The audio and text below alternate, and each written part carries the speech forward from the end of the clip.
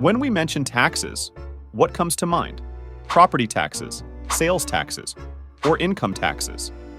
In our modern society, taxes play a crucial role in regulating income distribution and promoting social equity. But have you ever wondered what kinds of taxes people had to pay in the past? Let's take a look at some historical stories. Hearing the term urine tax might conjure up some unusual sense, but the remarkable figure who championed this tax famously stated, "Money does not stink." This visionary, who unearthed liquid gold, was a famous person. He was Vespasian, the stabilizing force who ended the year of the four emperors in ancient Rome. Let's briefly touch upon that year, 69 AD. In just that 1 year, the Roman Empire saw four rulers ascend the throne, beginning with the not-so-competent, notoriously depraved Emperor Nero. The people suffered under his rule, leading to multiple military uprisings. In 68 AD, after the general in Spain, Galba, declared himself emperor, Nero committed suicide while fleeing. In January of 69 AD, Vitellius, the governor of Lower Germany, claimed the emperorship. At the same time, Galba was assassinated during a revolt instigated by his subordinate, Otho, who was then proclaimed emperor.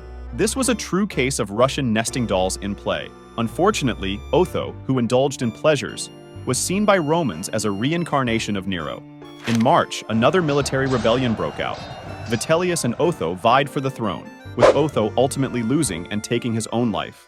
In July, our main character, Vespasian, declared himself emperor after quelling a Jewish rebellion. By October, Vespasian had overthrown Otho and established the Flavian dynasty. After a year of civil war, one can imagine the severe economic toll it took on ancient Rome. To bridge the vast fiscal deficit, Vespasian needed to increase taxes. But why urine? This is understood by considering the use of urine in Roman times. With limited chemical technology, it was challenging to extract ammonia directly, so they primarily used urine's sediment to produce ammonia. This alkaline substance could neutralize the acids and fats, effectively cleaning them. How did people manage to clean clothes or even brush their teeth? Yes, they used urine. Strikingly, due to ammonia's cleaning properties, Romans also thought of using it for teeth whitening by rinsing with urine. Moreover, urine was utilized in leather manufacturing. In essence, urine was highly valued in daily Roman life, with each household collecting it themselves. Interestingly, Nero was the first to institute a urine tax, but soon abolished it. Facing financial difficulties, Vespasian revived Nero's idea and vigorously promoted the urine tax. Urine collected from public restrooms was taxed, so whenever Romans needed to use urine for laundry, teeth cleaning, or other purposes, they had to pay a tax. Thus, the substantial demand for urine significantly filled the state treasury and alleviated the financial crisis. If we say that troublemakers today are punished accordingly, what if those who no longer wish to fight and prefer to be peacemakers also had to pay a tax? The knight system in England was officially established after the Norman conquest, with 1/3 of the land divided among 170 Norman nobles.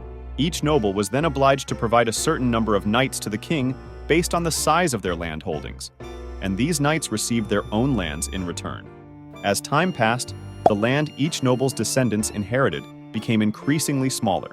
With the rapid development of the market economy and the decline of the plantation economy, the manorial system that the knight system relied on began to falter. Advances in technology also led to increased costs for military equipment, meaning even the collective support from a dozen lords for one knight represented a significant expense, let alone the costs each lord faced individually to support their own knights. With the economy in poor shape and the cost of arms rising, no one wanted to foot the bill. What was to be done? King Henry first had a brilliant idea: the introduction of what became known colloquially as the coward's tax, though it was officially called scutage. The name comes from its similarity in pronunciation to scutum, the Latin word for shield.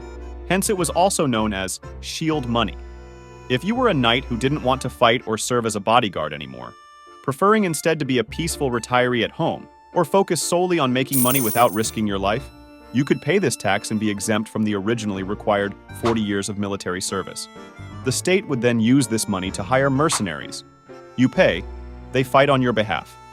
These mercenaries were not only more enthusiastic than the long-serving knights mentioned earlier, but also cost less.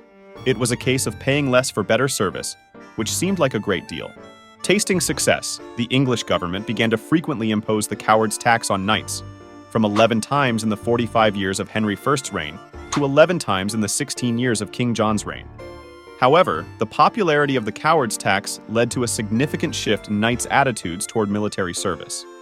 Seeing the benefits, many knights figured it was a great deal to simply pay the tax and avoid risking their lives, as money could quickly be earned back, but a life could not be replaced. This resulted in a diminished sense of duty towards their military obligations, with more and more knights focusing solely on making money and living comfortably, rather than on how to protect and serve their country.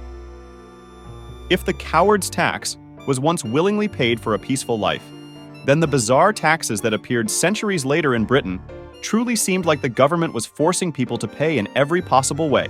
Life for the British during the Georgian era was significantly disrupted by a variety of peculiar taxes. Naturally, the most effective way to increase tax revenue was to target goods that were in high demand and consistently needed by the public, such as the urine tax we mentioned earlier. And the perpetually damp climate of England, indoor heating was a significant necessity. Amid tensions with the Dutch in the mid to late 17th century and the need to raise funds for war, the cunning British government began imposing a hearth tax. Families were taxed based on the number of fireplaces and stoves they used. Some people, fed up with this, simply decided to brick up their fireplaces altogether.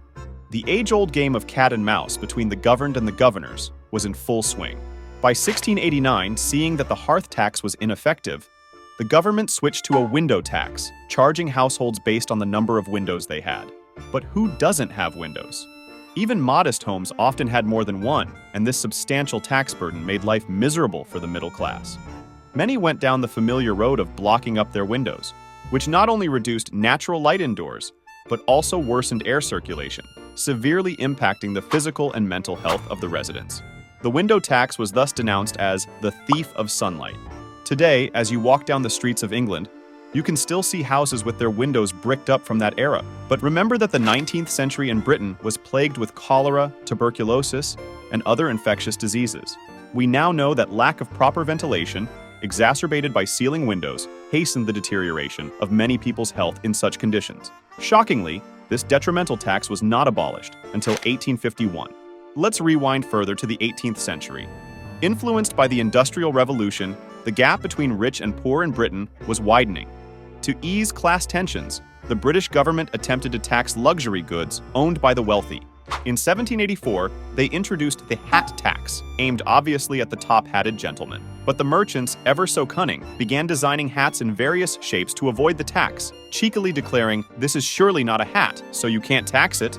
Not to be outdone, the authorities broadly decreed a tax on anything worn on the head. And it didn't stop there. Subsequent taxes targeted the wealthy, included taxes on wig powder, clocks, and even newspapers in 1815, which only led to newspaper price hikes and made it increasingly difficult for people to afford them, creating a bizarre information monopoly among the rich. While the British grappled with these inventive taxes, the Russians, unfortunately, also faced their own bizarre tax onslaught, particularly targeting the dignity and pride of Russian men, their beards.